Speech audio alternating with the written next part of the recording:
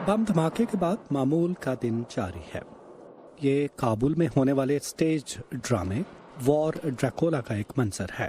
Drama एक खुदकुश हमले के बाद का अलमिया पेश कर रहा है। अफगानिस्तान के कौमी थिएटर के डायरेक्टर सैयद मंसूर रहमानी कहते हैं कि अफगान आवाम अशरों से खौफ के माहौल में जिंदा है। तकरीबन निस्फ सदी होने को आई है। हमारे अवाम जंग से थक चुके हैं। मौजूदा नस्ल जंग ही के दौरान पैदा हुई और हम नहीं चाहते कि वो लड़ाई में मारी जाए। किसी भी बम धमाके के बाद शहरी हलाकतों पर तवज्जो मरकूज हो जाती है, लेकिन जख्मियों की जिंदगियां भी ड्रामाई अंदाज में बदल जाती हैं, बाज माजूर हो जाते हैं। इस ड्रामे में उन पर भी तवज्जो दी गई है।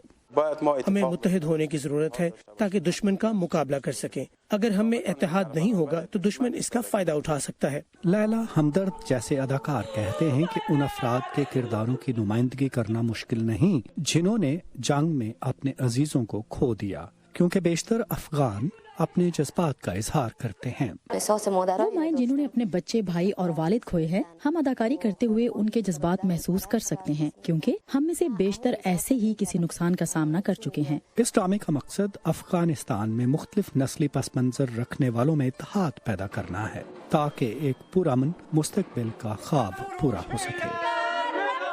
हसीब मौदूदी के साथ नदीम याकूब, वॉइस ऑफ अमेरिका।